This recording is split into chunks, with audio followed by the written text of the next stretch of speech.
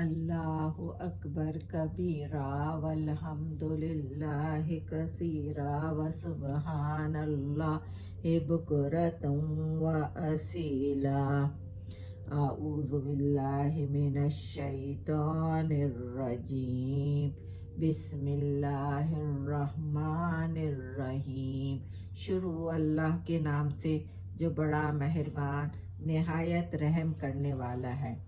ان الذین آمنوا والذین ہادوا والنصارى والسابعین من آمن باللہ والیوم الآخر وعمل صالحا فلہم اجرہم عند ربہم ولا خوف علیہم ولا ہم یحزنون۔ ان آیت کا ترجمہ یہ ہے کہ مسلمان ہوں، یہودی ہوں یا نصارہ ہوں یا سابی کہتے ہیں وہ لوگ جو ستاروں کی پوجا کرتے ہیں ان کو ہوں، جو کوئی بھی اللہ پر اور قیامت کا دن پر ایمان لائے اور نیک عمل کرے، ان کے اجر ان کے رب کے پاس ہیں، اور ان پر نہ تو کوئی خوف ہوگا اور نہ ہی کوئی اداسی ہوگی، نہ وہ کوئی غمناک ہوں گے۔ تفسیر قرآن میں اس آیت کے بارے میں 3 باتیں لکھی ہوئی ہیں۔ مختصر یہ کہ ایک تو یہودی یہ سمجھتے تھے کہ بس ہم ہی اللہ کے محبوب ہیں اور صرف اللہ تعالیٰ ہم ہی کو بخشے گا اور جنت صرف ہم ہی کو ملنی ہے۔ تو اللہ تعالیٰ نے صاف صاف بیان کر دیا کہ جو کوئی بھی جس کا پرانا مذہب ہو، اب جو وہ ایمان لے آئے گا اللہ پر اور یوم آخرت پر اور نیک عمل کرے گا، اس کو بخشا جائے گا۔ کوئی یہ بات نہیں ہے کہ یہودی نہیں بخشے جائیں گے، کہ عیسائی نہیں بخشے جائیں گے۔ حضرت عیسیٰ کے ماننے والوں کو نصارہ کہتے تھے، تو یہ کہ عیسائی نہیں بخشے جائیں گے، یا کوئی پرانا کسی کا کوئی بتوں کی پوجا کرتا تھا، یہ ستاروں کو مانتے تھے۔ حضرت ابراہیم کے زمانے میں لوگ ستاروں کو بھی مانتے تھے، تو ان کو نہیں بخشا جائے گا۔ پرانا کسی کا کوئی بھی مذہب ہو، اب جو کوئی بھی ایمان لے آئے گا تو اس کو بخشا جائے گا۔ دوسری بات یہ کہ یہودی جو اچھے یہودی تھے، سارے یہودی تو خراب نہیں تھے، کچھ اللہ کے احکام بھی مانتے تھے، تو وہ تو اس بات سے پریشان ہوتے تھے کہ بار بار آ رہا ہے کہ یہ فاسق ہے یہودی، یہ خسارے میں ہے، یہ ہے، تو وہ یہ سمجھتے تھے کہ پتہ نہیں ہمیں بخشا جائے گا نہیں جائے گا، ہم تو اچھے عمل کر رہے ہیں، ان کے ساتھ نہیں ہے۔ تو ان کے لیے بھی یہ بات آئی کہ چاہے کوئی بھی جو اچھا کام کرے گا اس کو اچھا اجر ملے گا، اور جو نہیں ایمان لائے گا اس کو نہیں ملے گا۔ اب پچھلا اس کا کوئی بھی مذہب ہوگا، اب اگر ایمان لے آیا تو اس کو بخشا جائے گا۔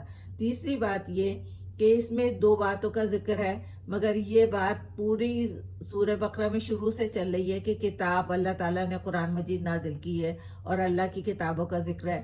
تو اس میں اللہ تعالیٰ پر ایمان کے بعد اللہ کی کتابوں پر، فرشتوں پر اور رسولوں پر ایمان لانا بھی اسی طرح ضروری ہے جس طرح کہ قیامت کے دن پر ایمان لانا، اور ان سب چیزوں پر ایمان لانے کے بعد اپنے اعمال کو بھی صحیح رکھنا ہے۔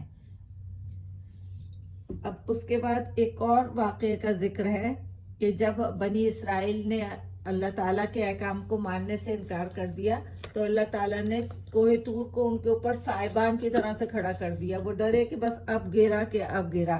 اللہ تعالیٰ نے کہا اس جو تم پر نازل کیا ہے اس کو مانو، نہیں تو یہ تم پر گرے گا پہاڑ۔ وَإِذْ أَخَذْنَا مِيثَاقَكُمْ وَرَفَعْنَا فَوْقَكُمُ الطُّورَ خُذُوا مَا آتَيْنَاكُمْ بِقُوَّةٍ وَاذْكُرُوا مَا فِيهِ لَعَلَّكُمْ تَتَّقُونَ۔ ترجمہ یہ ہے، جب ہم نے تم سے پختہ وعدہ لیا کہ تم پر طور پہاڑ کو بلند کیا اور کہا ہم نے تمہیں جو دیا ہے اسے قوت سے پکڑو، یعنی تورات جو تم پر نازل کی ہے اس کے احکام کو مانو، اور جو کچھ اس کتاب میں ہے اسے یاد رکھو تاکہ تم متقی بن جاؤ۔ ثم تولیتم من بعد ذلك فلولا فضل اللہ علیکم ورحمتہ لکنتم من الخاسرین۔ پھر اس کے بعد تم پھر گئے، اگر تم پر اللہ کا فضل اور اس کی رحمت نہ ہوتی تو تم ضرور خسارہ پانے والوں میں ہو جاتے. تم تو بار بار بنی اسرائیل اپنے وعدے سے کہہ کے اللہ کی نافرمانی کرتے رہے اور اللہ کی رحمت ان کے ساتھ ساتھ چلتی رہی. پھر بھی اگر یہ شروع میں ہی اللہ تعالیٰ کی رحمت ان کے ساتھ نہ ہوتی تو یہ ابھی تک تو بہت نقصان اٹھانے والوں میں ہو جاتے. آگے کی آیات میں بنی اسرائیل کی ایک اور نافرمانی کا ذکر ہے. سبت ہفتے کے دن کو کہتے ہیں. بنی اسرائیل کو ہفتے کے دن کوئی بھی دنیاوی کام سے منع کیا گیا تھا. جس بستی کا یہ واقعہ ہے وہ سمندر کے کنارے تھی. وہ لوگ مچھلی پکڑ کر بیچتے تھے. انہوں نے اللہ کے اس حکم کی اس طرح خلاف ورزی کی کہ ہفتے کے دن مچھلیاں بہت زیادہ آتی تھیں تو یہ جمعے کے دن گڑھے کھود لیتے تھے اور اس میں مچھلیاں پھنس جاتی تھی اور اتوار کے دن جا کے شکار کرتے تھے.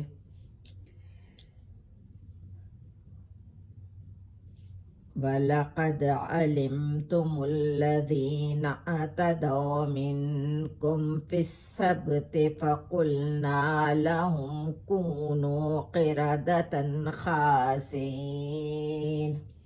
اور یقیناً تمہیں ان لوگوں کا علم ہے جنہوں نے تم میں سے ہفتے کے دن میں زیادتی کی تو ہم نے ان کو کہا تم ذلیل بندر بن جاؤ.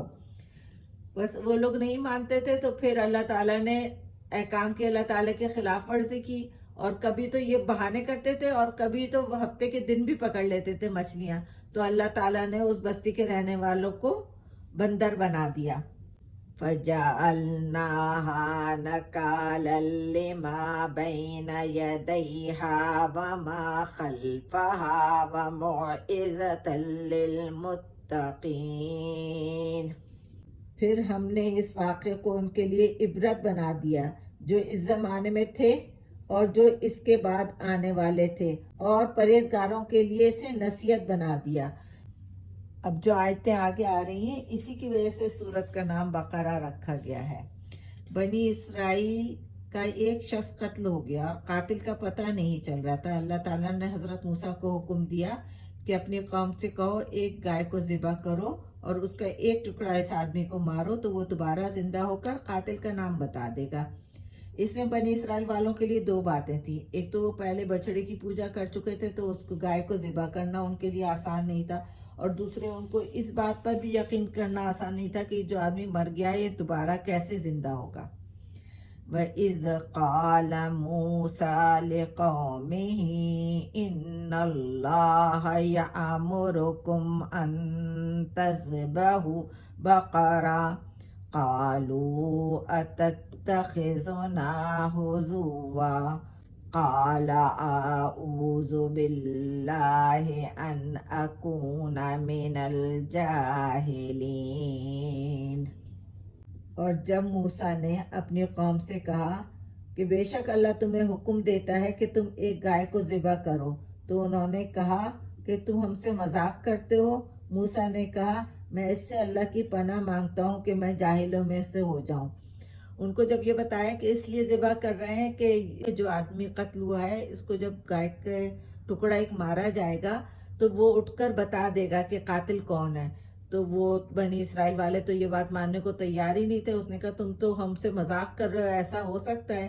تو حضرت موسیٰ نے کہا کہ میں اللہ کی پناہ مانگتا ہوں اس بات سے کہ میں اللہ کی آیات سے مذاق کروں.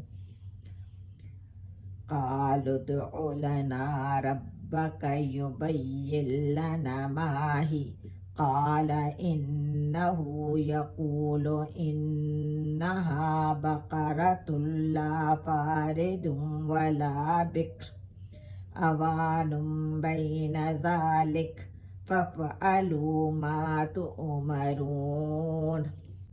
انہوں نے کہا حضرت موسیٰ سے کہ ہمارے لیے دعا کرو کہ وہ ہمارے لیے اللہ بیان کرے کہ وہ گائے کیسی ہو.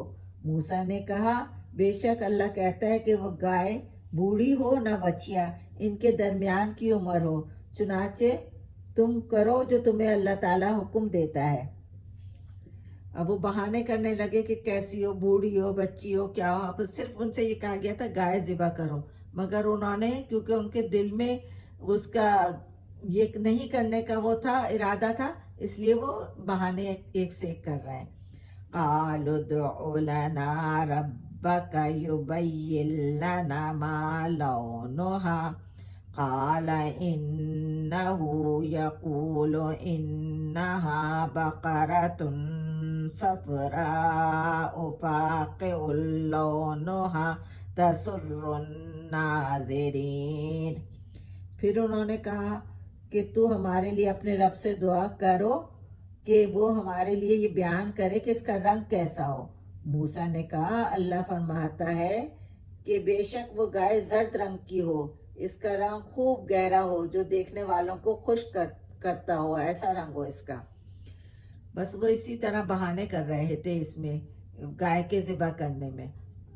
ربنا آتنا فی الدنیا حسنۃ وفی الآخرۃ حسنۃ وقنا عذاب النار وسلام علی المرسلین والحمد للہ رب العالمین.